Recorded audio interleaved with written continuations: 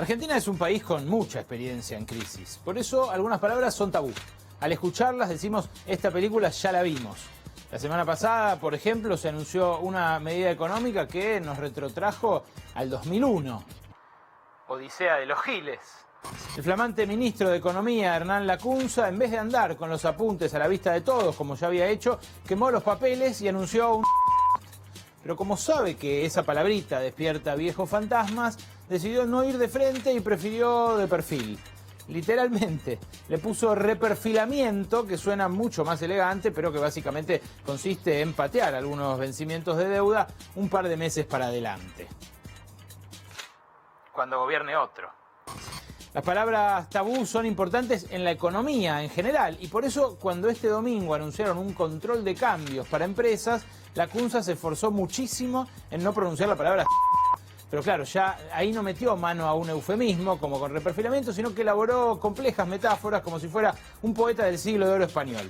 Así conocimos al Lacunza marinero. En este barco que seguramente habremos cometido errores, la sala de máquinas está mucho mejor que en 2015, no llegamos al puerto que soñábamos, habremos cometido los errores, invertimos algo en los camarotes, agua y cloacas, ¿sí? Sobre todo en las zonas más vulnerables, nos faltó seguramente en el salón comedor, y eso es lo que el mensaje que nos dio las urnas hace 3 semanas. Más tarde en otro programa conocimos al Lacunza padre de familia. Una familia que se queda sin crédito y el padre de familia dice, bueno, yo con el dinero disponible tengo que la comida de los chicos, las zapatillas y el pago de la cuota del crédito. La comida de los chicos son los depósitos, eso no se negocia, eso está seguro. Lo segundo, las zapatillas, es el tipo de cambio. Bueno, no habrá para zapatillas verdes, pero sí tenemos que usar las celestes. La cuota del crédito, bueno, tiene que esperar. Y si con esto no alcanzaba, también metió bocado el Lacunza médico. Tenemos que aplicar un sedante, no se puede aplicar un sedante y un energizante al mismo tiempo. Entonces hoy hay que calmar esta tensión, esta expectativa. Es como, ¿por qué no tomaste una aspirina si no te dolía la cabeza? Bueno. ¿Por qué tantas metáforas? ¿Por qué tanta palabra? Y sobre todo, ¿por qué anuncian una medida bancaria un domingo? La explicación vino del lado más inesperado. La diva Luciana Salazar reveló la razón en las redes sociales. Luli hace tiempo que viene siendo la informante de los entretelones de la política argentina y especialmente de la Quinta de Olivos. Una especie de garganta profunda. Una fuente periodística, cochinos. Y reveló en su cuenta de Twitter que Mauricio Macri se habría enojado mucho con algo que dijo otra diva. La señora de los almuerzos. Más por la política era un triunfador y ahora se ha transformado en un fracasado. Sí. Pero no, Mirta, al presidente le pueden decir gato, fatiga, cheto, dormilón, pero nunca es otra palabra tabú, sobre todo entre esa generación de exitosos CEOs egresados del cardenal Newman. Ok, después se disculpó, fiel al estilo Juan Domingo Perdón del gobierno, pero el daño ya estaba hecho.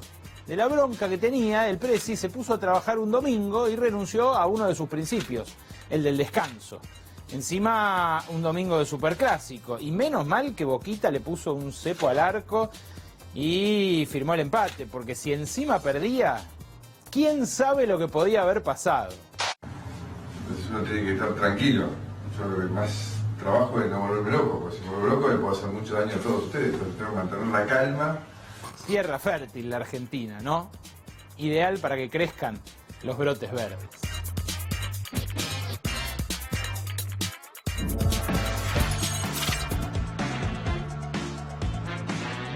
Buenas noches, bienvenidos, bienvenidas. Esto es otro programa de Brotes Verdes acá en la pantalla de C5N, pero no es un programa cualquiera.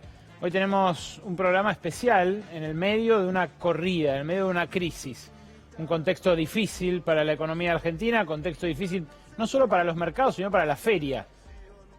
La correa de transmisión entre el dólar y la góndola, entre el dólar y los mostradores, está en acción y con todo. Y por eso es que hoy vamos a tener un programa especial que se va a extender un poquito más, hasta las 12:15.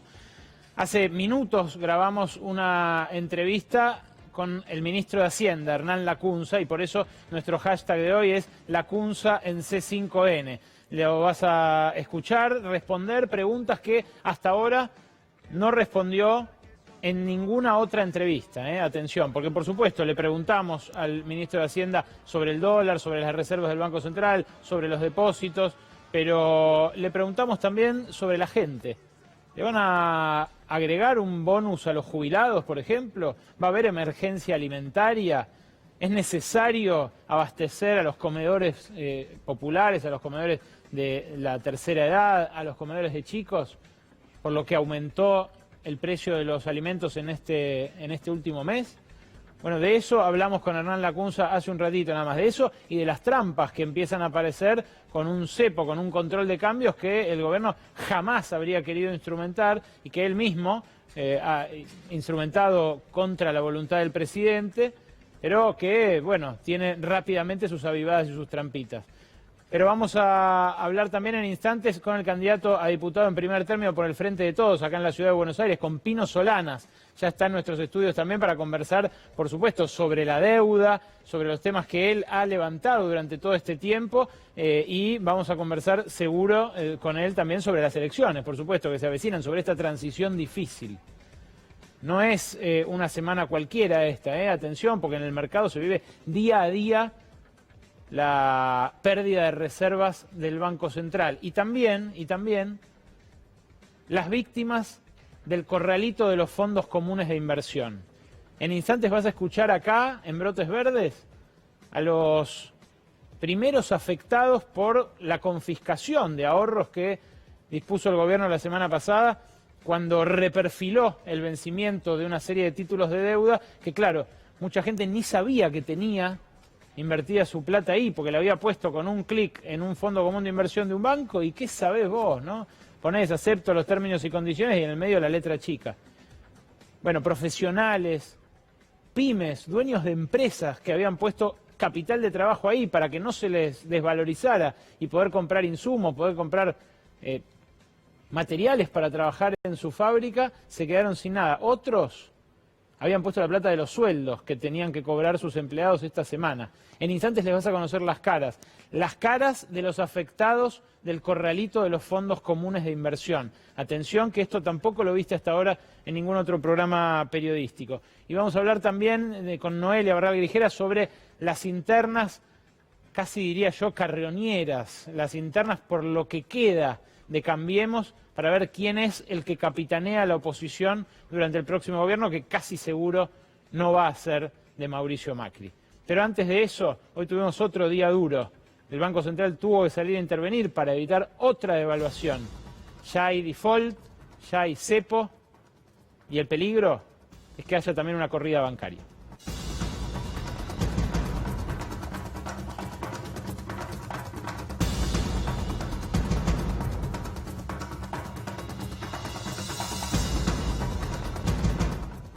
En instantes lo vas a escuchar de su boca, pero claro, el ministro de Hacienda, Hernán Lacunza, monitorea minuto a minuto la salida de depósitos en dólares de los bancos.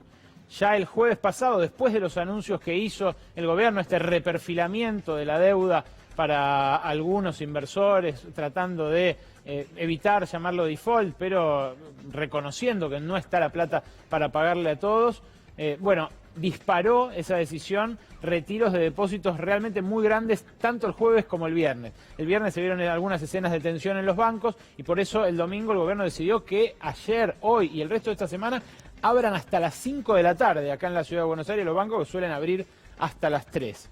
Por suerte, tanto ayer como hoy no se vio la violencia que temían, por ejemplo, los empleados bancarios, pero lo que sí se vio es una acelerada salida de depósitos. Y cuando nos planteamos si está bien contar esto o no en televisión y en un canal tan visto como C5N, nos preguntamos si no estamos incentivando la salida, cosa que está, créanme, lejísimo de nuestras intenciones. No quiero ver otro colapso como el que vi en 2001 en la Argentina. Pero ¿sabes qué? Si no te muestro yo esta información, los únicos que la tienen son los ricos, los potentados, los que se la llevan al escritorio. Y entonces ellos toman decisiones con información que vos no tenés. Hoy volvieron a caer los depósitos en los bancos, los depósitos en dólares. pero también salió, porque el Banco Central lo publica con 3 días de demora, salió el dato del retiro de depósitos del jueves pasado, el día después de los anuncios. Y fíjate el desplome. Fíjate lo que es este gráfico. Había habido, el año pasado, cuando se disparó el dólar, una caída de los depósitos ahí. Pero fíjate esta caída, el tamaño de esta caída de septiembre del año pasado. Fue una caída fuerte y abrupta. Después se recuperaron, se mantuvieron primero, se recuperaron con el correr del verano, justamente el tiempo en el que el dólar estuvo quieto, se mantuvo aplacado por los dólares del Fondo Monetario, y después empezaron a aumentar, aumentar, aumentar. Claro, la gente juntó dólares en la medida en que pudo, porque se veía venir una devaluación. Ahora, del pico de 32.578 millones de dólares, estos son dólares, que había el 9 de agosto en los bancos, ya se perdieron más del 15% de los depósitos, y este es el dato al 30 de agosto. Más del 15% de los depósitos del sector privado en los bancos, en dólares, salió del sistema. Algunos de ellos se fueron al exterior vía mecanismos como el dólar cable, otros se fueron al colchón, a cajas de seguridad. Claro, el ahorrista tiene su gimnasia de crisis. ¿Y qué pasó el jueves de la semana pasada? Pasó esto que van a ver ahora ustedes. Y las víctimas del corralito de los fondos comunes de inversión son los que tuvieron que admitir esas pérdidas. En algunos casos, más grandes que esa todavía. Fíjate vos, de un día para el otro, entre el miércoles y el jueves, los fondos comunes de inversión, esto es en pesos, no es en dólares, pasaron de tener 250.000 millones de pesos a 163.000 millones de pesos. Esa pérdida es la que tuvieron que reconocer aquellos que quedaron atrapados en ese corralito. Y claro, empezó el gobierno entonces a decir, no quisimos perjudicar a los tenedores individuales, a las personas humanas, como se dice ahora, pero ¿qué hay detrás de una SRL de 4 personas? ¿No hay 4 personas humanas? Es muy difícil discernir, pero en el desbande, por supuesto, se complica hacer diferencia y proteger a nadie. Las reservas, mientras tanto, siguen cayendo. Hoy cayeron otros 954 millones de dólares. Sí.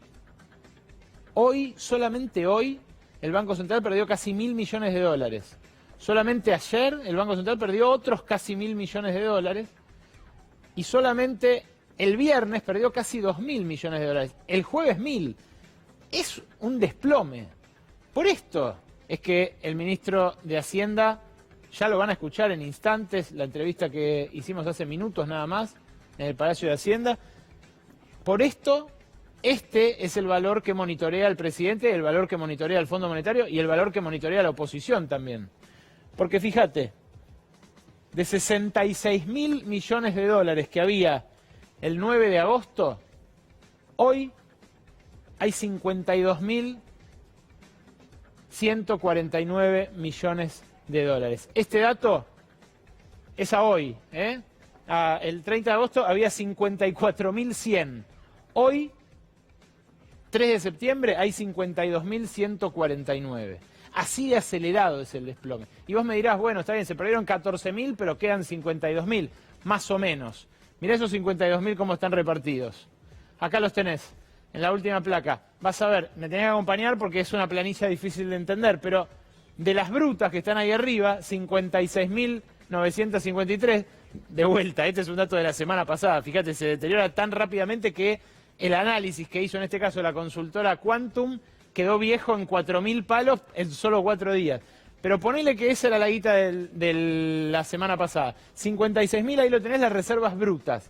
De eso hay que restar el swap con China, lo tenés ahí, 18.000 millones. Eso no se puede usar para intervenir y defender el valor del dólar. Le tenés que restar el oro, tampoco es líquido, tampoco se puede usar para intervenir en el mercado de cambio. 2.800 millones. Le tenés que restar lo que hay depositado en DEX, en la moneda del Fondo Monetario. Esos 3.346 millones de dólares tampoco se pueden usar. Después hay una posición de reservas en el Banco de Suiza, 369, tampoco se puede usar. Banco de Basilea, 2.185, son todas garantías que el Banco Central pone en distintos organismos multilaterales que no se pueden usar para intervenir sobre el mercado. Y esos 12.800 que veías al final, esa es la tuya. Esa es el encaje de los depósitos en dólares. Y es lo que se está yendo ahora aceleradamente. Eso era unos 18.000, casi 20.000, y fíjate cómo está. Bueno, después debajo de esta línea tenés este paquete de 7.500 palos del Fondo Monetario, que tampoco se pueden usar, y un resto que está en títulos, valores y otros, o sea, plata que le fueron empapelando al Banco Central, que tampoco se puede usar. ¿Cuánto queda? ¿Cuánto quedaba la semana pasada, más bien, para proteger el valor del peso? Eso que ves ahí, 17.180 millones de dólares. Ahora, si yo te digo, esas reservas netas de 17.180 millones de dólares perdieron en los últimos jueves, viernes, lunes, martes, en los últimos 4 días, perdieron 5.000 millones de dólares. ¿Qué me decís? No es lo mismo que haber perdido desde 56 hasta 52, ¿verdad? Es un poco más inquietante. Bueno, por eso es que ahora lo vas a escuchar al ministro de Hacienda, Hernán Lacunza, responder preguntas que hasta ahora no le hicieron. Las respondió, hay que decirlo, sereno, las respondió en control, como diría Miguel Pichetto, pero lo vas a ver extenuado, como un ministro que trata de capear una crisis severa como esta, y además lo vas a ver también temeroso de cada palabra, porque claro, los compromisos que asume un ministro en condiciones como estas, así de volátiles, que dentro de 48 horas se puede estar desdiciendo de lo que dice hoy, es un momento incómodo. Vale de todas maneras y mucho el testimonio de un ministro clave en este momento del Gabinete Nacional en un canal crítico como C5N, y destaco en eso su intención de llegarle al público que acompaña este canal, que como sabemos es líder en el segmento de las noticias. Las respuestas que nos dio Hernán Lacunza en este primer fragmento de la entrevista exclusiva que tuvimos hace un ratito. 2 días de dólar en baja, lo peor ya pasó, como dice el Fondo Monetario. Bueno, tomamos medidas para llevar tranquilidad, un mercado que estaba bastante tenso, un mercado de cambios. Bueno, tomamos estas 2 medidas de extender los plazos de vencimiento de las letras de corto el día miércoles y los controles cambiarios el domingo, que entendemos que eran medidas incómodas para nosotros. No creemos que estas medidas puedan ser permanentes en un país normal, pero bueno, ante la emergencia era mejor tomar estas medidas para evitar males mayores. ¿Se puede definir como calma esto, dado que hoy con control de cambios igual el Banco Central tuvo que intervenir para evitar que el dólar suba? Sí, hoy el Banco Central intervino, entiendo que 40 millones de dólares, algo así, una intervención muy prudente, nada más para bueno, señalar su rango de intervención. El mercado no fue muy voluminoso en cantidad de operaciones. Afortunadamente también bueno, empezó a desacelerarse la salida de dólares de los bancos, más o menos la mitad de lo de ayer. Entonces, bueno, obviamente la señal cambiaria de estabilidad, de prudencia, también va desarmando la situación de pánico, que era un poco irracional, pero bueno, justamente estas medidas tienden a estabilizar esa situación. Hoy igual casi 1.000 millones de dólares cayeron en las reservas del Banco Central. Sí, pero eso es porque se les dio a los bancos mucho efectivo para que no hubiera ningún riesgo de faltante en ninguna sucursal, o sea, fue una cesión generosa de dólares a los bancos para que tuvieran en sus tesoros y bueno, no hubiera ninguna situación de que fuera algún ahorrista. O sea, se traspasó el sector central al tesoro de los bancos para que no hubiera ningún ahorrista. ¿Preocupa la salida de depósitos en dólares? Mira, no, por supuesto que es una situación que tenemos que atender, pero bueno, los dólares están allí, o en los bancos, o en el Banco Central. Entonces cuando los bancos requieren esa liquidez, que es lo que pasó hoy, el Banco Central se la pone a disposición inmediatamente, porque son de los ahorristas y de los depositantes, y bueno, si la quieren llevar al colchón, a una caja de seguridad, a su casa, al exterior, tienen derecho y para eso están las reservas. ¿A partir de cuándo los preocuparían? Pues ya perdieron 15% de los depósitos más o menos. No, nos preocupan desde el día 1, pero lo que sí ponemos es todos los recursos a disposición, porque eso no hay ninguna duda, no puede haber ninguna situación de monto, de ninguna naturaleza. Eso tiene que estar disponible. ¿A partir de cuándo sería crítico, digamos? No, pero no hay un volumen crítico. Están todos los dólares que hagan falta para los depósitos. Si no queda ninguno, también están los dólares. Así que a disposición de los ahorristas. 2 días. Están a disposición de los ahorristas, dijo Hernán Lacunza, el ministro de Hacienda. Atención, en instantes la segunda y la tercera parte de este reportaje que compartimos hace un ratito. El gobierno sigue esta situación minuto a minuto. Buenas noches, Pino Solanas, ¿cómo le va? ¿Qué tal, Marco? Muy bien. Bueno, gracias por venir a Brotes Verdes. Gracias. La deuda que usted denuncia desde, no sé, los años 70, ¿es lo que se llevó puesto al gobierno de Macri? Bueno, se ha llevado puesto muchas cosas. Sobre todo se llevó puesto el crédito más importante que haya dado el Fondo Monetario. El 60% del capital del Fondo Monetario fue otorgado al gobierno Macri. Bueno, esta es una verdadera locura, no había pasado antes.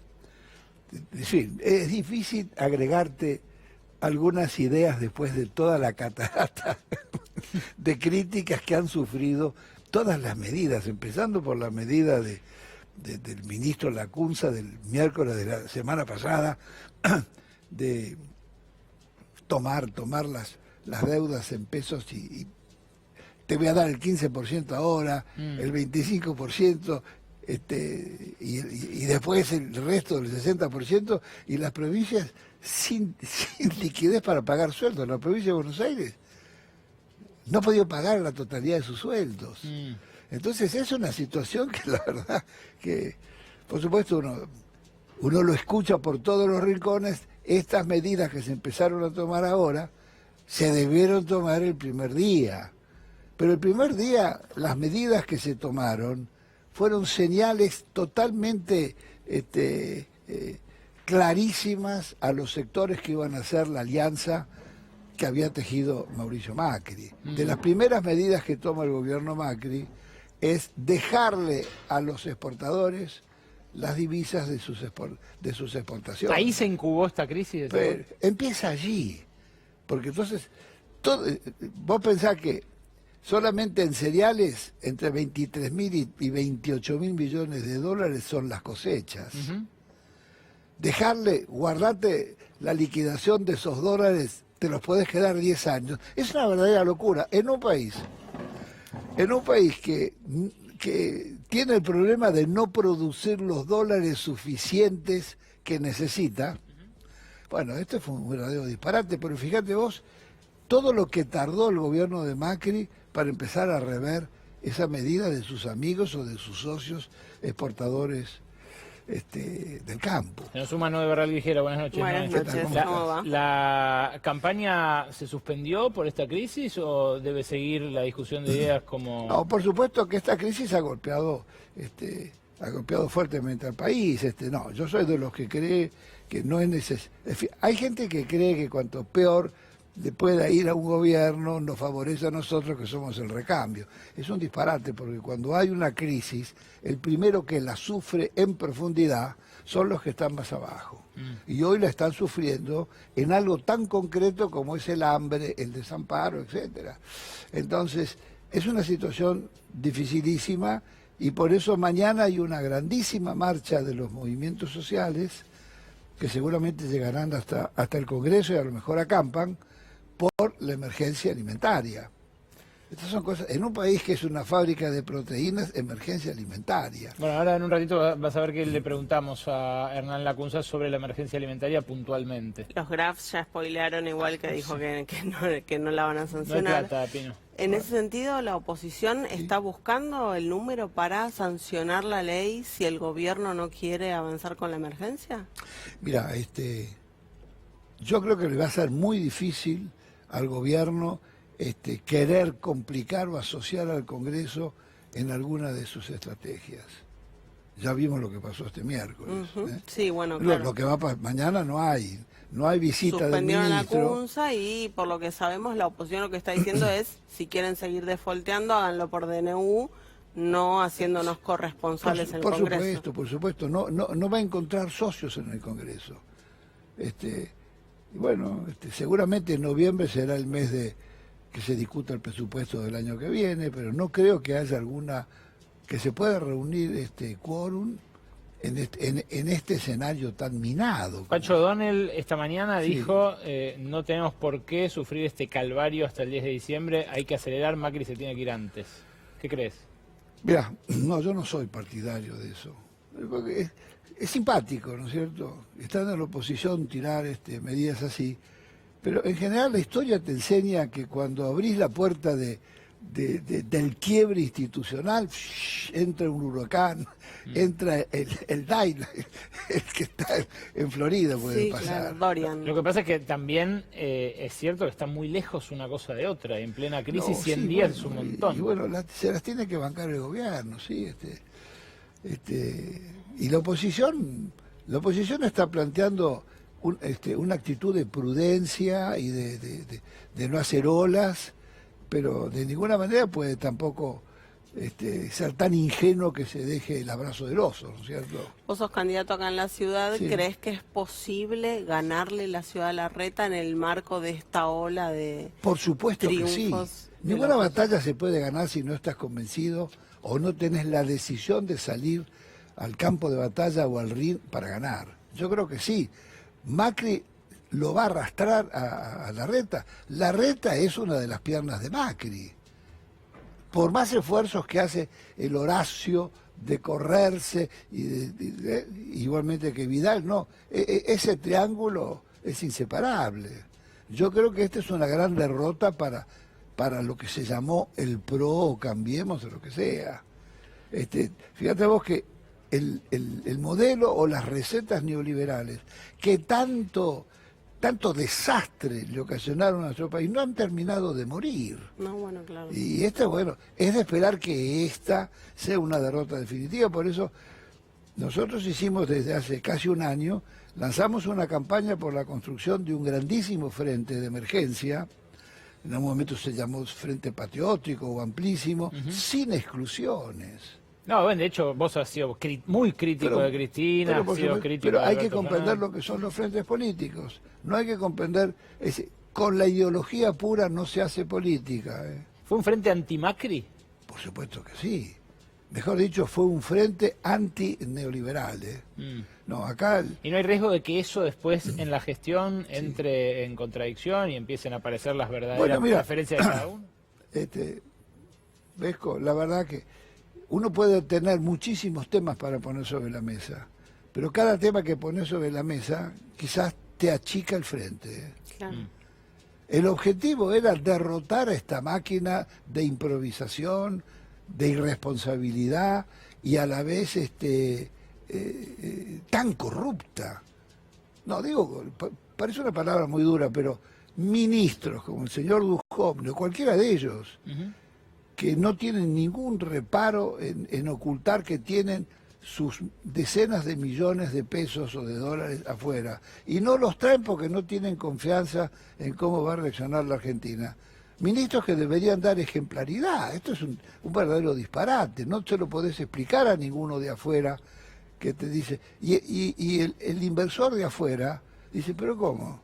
Si vos tenés todo eso afuera y no lo traes, ¿qué pasa ya? Escarba un poquito y se da cuenta que es mucho más interesante que de colocar una fábrica, con el riesgo que colocar una fábrica y todos los problemas que tiene. Es la timba. Es la timba. Vino última, Alberto Fernández, porque hoy tenemos un programa cargadísimo, cargadísimo. Tenemos el resto de la entrevista con la CUNSA, pero también están ya en nuestros estudios las víctimas del corralito de los fondos comunes de inversión. En vivo, ahí ya están sentados, están entrando al estudio en instantes acá. Pino, te decía la última, si asume Alberto Fernández el 10 de diciembre, asume muy condicionado, hipercondicionado, archicondicionado por el Fondo Monetario, ¿o crees que va a poder actuar libremente en política? No, mirá, Alberto Fernández es realmente inteligente y con mucha experiencia, y todos esos escenarios los tiene presentes. Está bien, pero por ahí no es solo voluntad, ¿no? No, no es solo voluntad, sí, pero bueno, el pueblo argentino ha enfrentado situaciones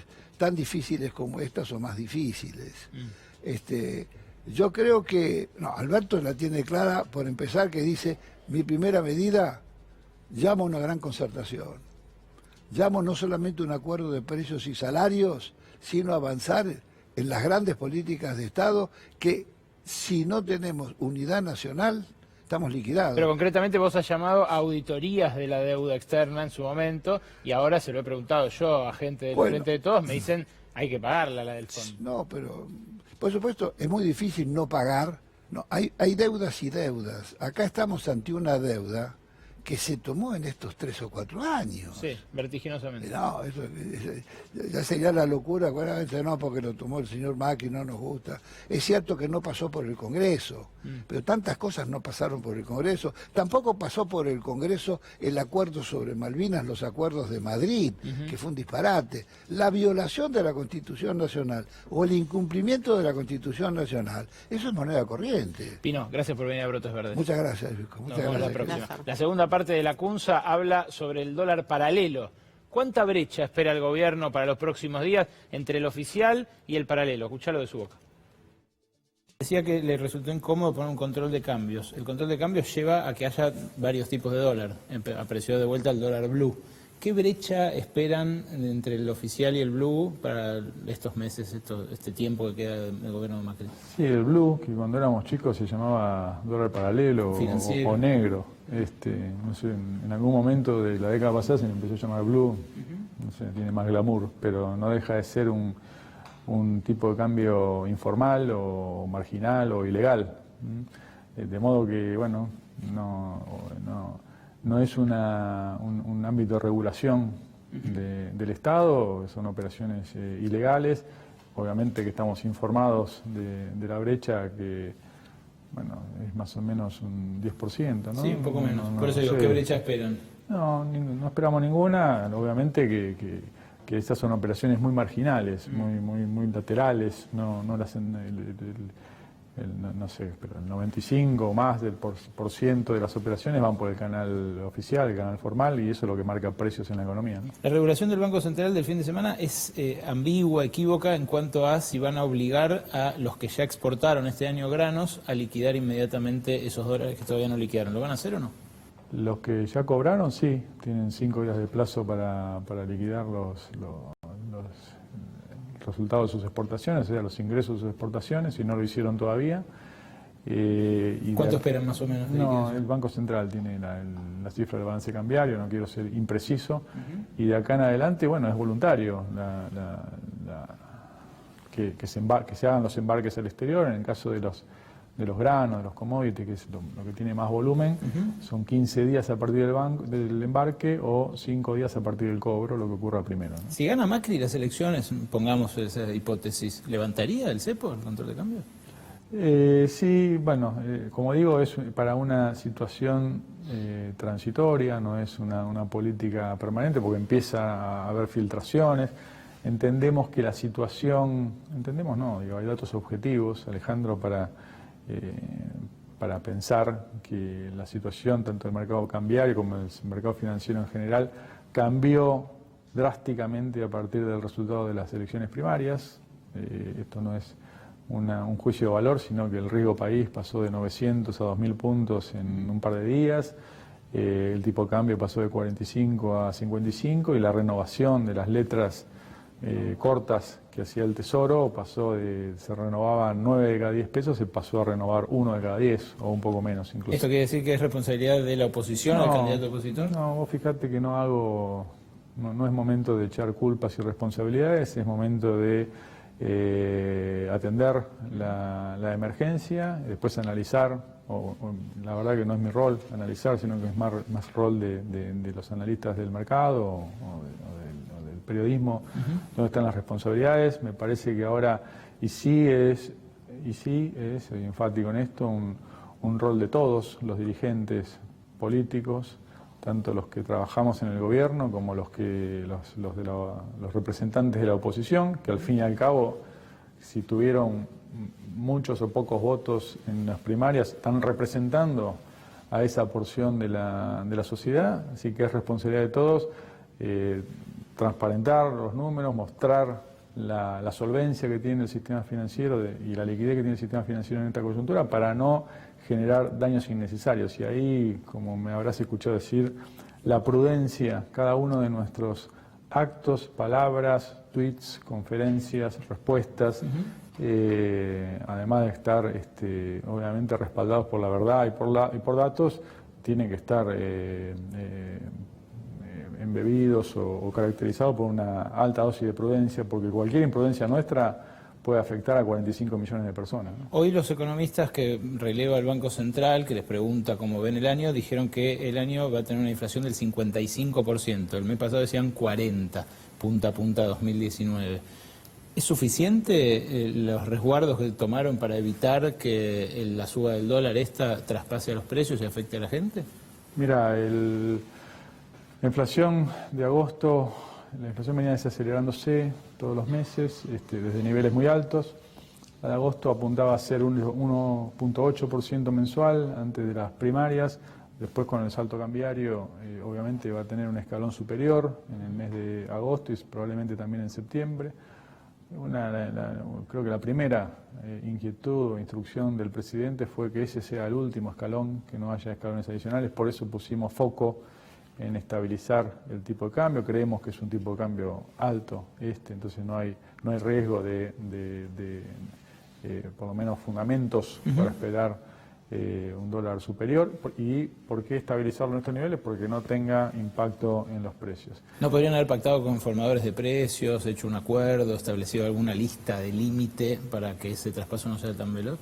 Eso es algo que no descartamos, pero hay que hacer obviamente secuencialmente. Es difícil, imagínate, mientras no hayamos conseguido un tiempo mínimo, 15 días de estabilidad donde se haya un parámetro para los precios. ¿No descartan otros precios esenciales, por ejemplo? No lo descartamos, pero sí no hay que apresurarse, porque imagínate que si no hay una referencia de precio más o menos estable, por ejemplo, del dólar, la verdad que imagino al sector privado, a productores y comerciantes sentados en una mesa sin ponerse de acuerdo cuál es el parámetro de referencia, entonces la verdad que sería un ejercicio inútil. Ahí lo escucharon al ministro de Hacienda, Hernán Lacunza, Le preguntamos no solamente por el dólar, le preguntamos por los precios, le preguntamos por las jubilaciones, le preguntamos por la emergencia alimentaria. ¿Qué dijo? Cuando hayamos mantenido estabilizado el dólar al menos durante 15 días, vamos a lanzar otra batería de medidas contra el traslado a precios, contra la inflación. Claro, el retiro del IVA para los productos de la canasta básica no alcanzó para evitar ese traspaso, lamentablemente. Lamentablemente. Acá nadie quiere una situación dramática, nadie quiere una situación límite, nadie quiere que Macri abandone el poder antes del 10 de diciembre, pero nadie quiere morirse de hambre tampoco. Y nadie quiere que le roben los ahorros. La gente que vas a escuchar ahora, Mauricio, Martín, Darío y Gabriel, son algunas de las víctimas del corralito de los fondos comunes de inversión. El miércoles de la semana pasada, el gobierno anunció que una serie de títulos, a vos te parecerá una sopa de letras, las LELINC, las LECER, las LETE, las LECAPS, no se iban a pagar. Y hay gente que no sabía que las tenía. Las tenía porque había hecho clic en un botoncito del home banking y había dicho, paso esta parte de la guita a un fondo común de inversión. Y eso es lo que ahora dejó a gente sin cobrar el sueldo, porque su empresa había puesto la plata ahí, a otra gente sin laburar, porque su empresa había puesto plata ahí para insumos, y a otra gente sin parte de sus ahorros, porque no puede rescatar ese dinero de sus cuentas comitentes. Cada una de estas personas tiene una historia, y quiero conocerlas, aunque sea brevemente. Arranco por acá, por el mayor, Volkovitsky, un prócer de la industria textil, ¿verdad? Textil. ¿Cuántos años?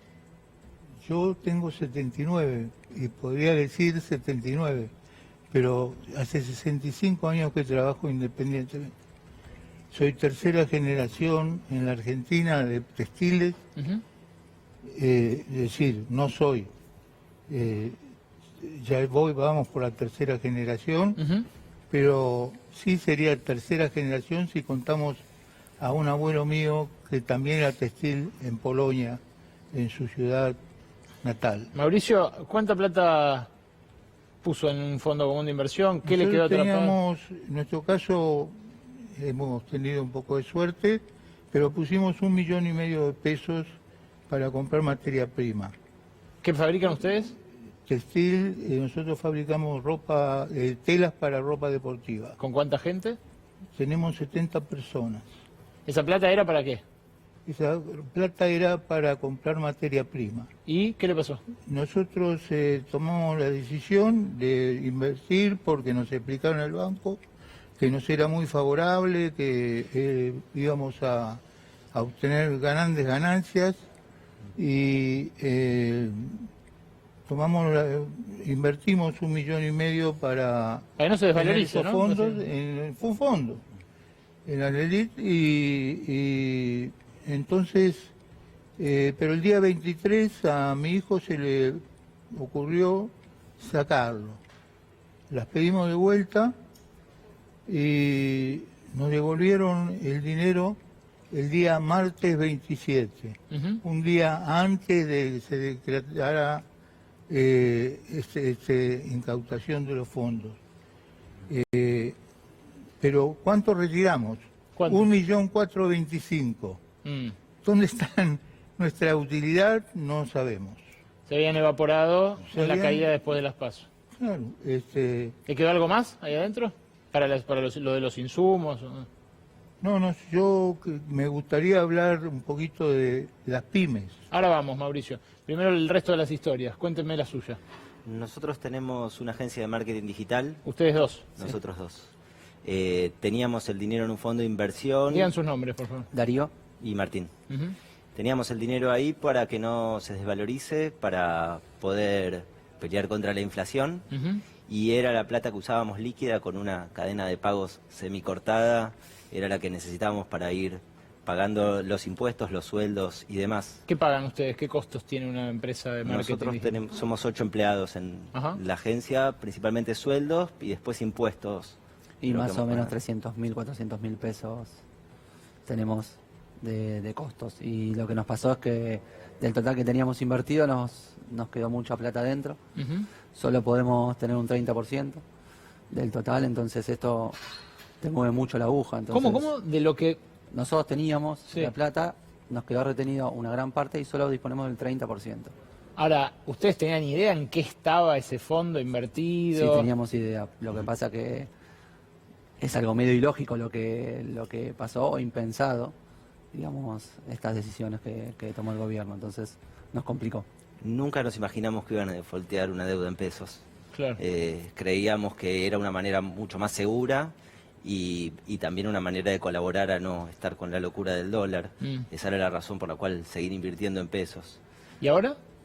Y ahora es un tema. Por suerte ese 30% nos permite movernos.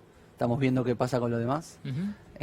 Por este tema de las personas humanas, como así llamaron, y las empresas. Entonces estamos viendo cómo nos movemos. Pero hay algo importante más allá del dinero, que lo que tiene en una pyme es que te descontrola, te desordena todo, porque en una pyme vos tenés que trabajar en que tus marcas generen mucho más negocio, y tenés que meterte también en financiación, y entonces no te da el tiempo. Y encima que estás apurado con el tema del dinero, te complica. Y lo más importante, o lo que más nos importa a nosotros, tiene que ver con el sueldo de nuestros empleados. Eso te iba a decir, ¿cobran esta semana? Y por suerte sí, salimos nosotros a cubrir con ahorros propios. Entonces decidimos poner ahorros personales porque no hay nada más importante que eso. El resto veremos de qué manera. Gracias, chicos. Cuéntame tu caso. No, el mío es distinto. Yo estoy literalmente adentro de un corralito. Desde la semana pasada me levanté un día, me llegó un mail de la financiera de Balance que me dice que, atento a la medida de público conocimiento, no se iba a poder operar. Entonces, desde el día martes, miércoles, no recuerdo, virtualmente estoy imposibilitado a rescatar esos fondos. ¿Llamaste?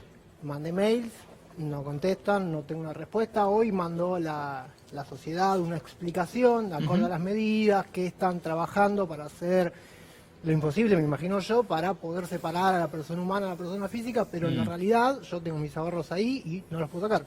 Ahora me están diciendo por cucaracha la cantidad de mensajes que están llegando en este momento con el hashtag Lacunza en C5N, ahí lo tienen, en redes sociales, la gente que nos ve y que suma los casos suyos, ¿no? Por supuesto, esto es algo por lo cual tiene que responder el gobierno. Hay un teléfono que ahora vamos a poner en pantalla de la Comisión Nacional de Valores, donde ustedes pueden acudir, mandar un mail, llamar por teléfono y se llama Centro de Atención al Inversor. ¿Probaste ahí? No, todavía no. La verdad, no recurrí a esa vía. Estoy medio en ascuas, no sé qué hacer. Literalmente... ¿Te cambia la vida esa guita? Son mis ahorros, no me cambia la vida porque afortunadamente fui retirando parte de lo otro, ya lo saqué, tengo en el colchón, pero los ahorros los tengo ahí, entonces vacaciones, olvídate, planificación, olvídate, no tengo idea. Claro. Ojalá que lo pueda retirar cuanto antes. Se nos suma Diego, que también tiene su caso para contarnos. Diego, buenas noches. Hola, buenas noches. Contame. No, lo mío eran ahorros de una indemnización, tenía 140.000 pesos, el miércoles quise sacar, hacer un rescate, no podía. Hasta el sábado vi que había bajado a 69.000, o sea, la mitad. Ya el lunes al mediodía estaba en 130, dije, bueno, se está recuperando, igual no lo podía tocar.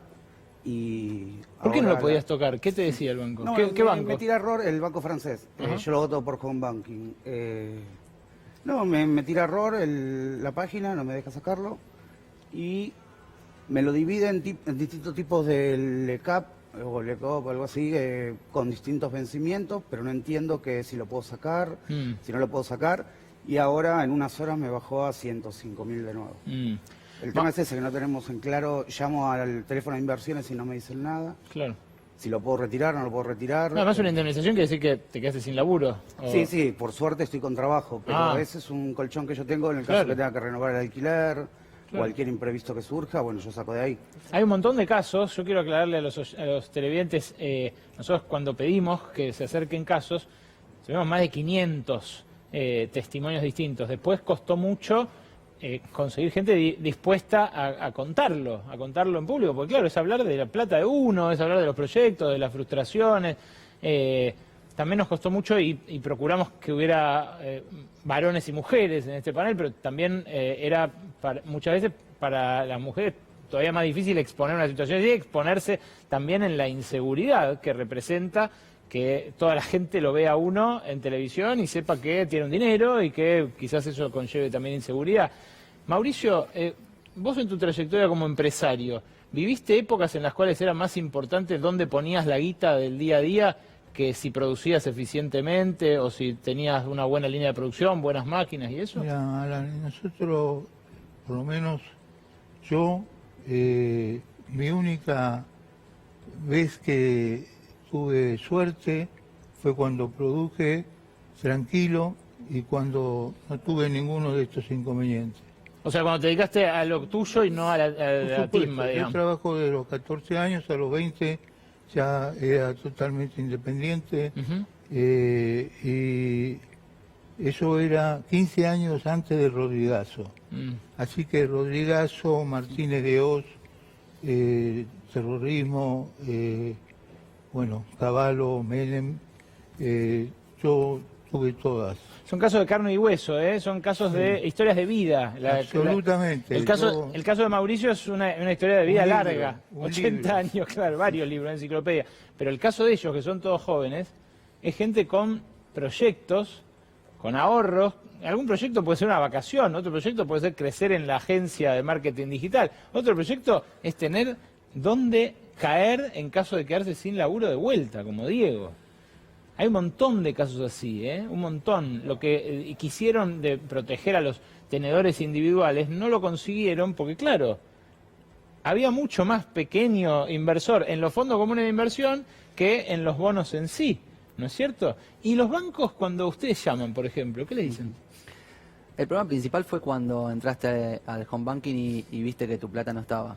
Eso fue medio desesperante porque lo primero que pensás es en los sueldos. Después empezaron a hacer anuncios de cómo iban a dividir esto que contaba el del tema de las personas humanas, como así los denominaron, y las empresas. Y después, hasta que se dividieron y veías el día a día cómo iban dividiendo y cómo te aparecía tu plata y cómo no aparecía y cómo... Entonces todo eso es angustiante, es angustiante. Y nos dicen que tenemos que esperar, y el tema es que no tenemos tanto tiempo, sobre todo nosotros que somos pymes, y se pone difícil, no hay respuesta, en el home banking los números suben, bajan, no se explica por qué. Claro, y además cuando vos le pedís que te esperen para una cuenta te cobran un interés del 83%. Gracias por venir a Brotes Verdes y por el testimonio y por el valor. La tercera parte del ministro Hernán Lacunza, ahora o después de unos brevísimos avisos y el final de Lacunza, atención que ahí sí habla de los jubilados, habla de la emergencia alimentaria y también habla de si puede haber o no, y si él está dispuesto a ponerle el gancho a un corralito como el que vivimos antes, a uno de los depósitos bancarios. Después de estos avisos en Brotes Verdes.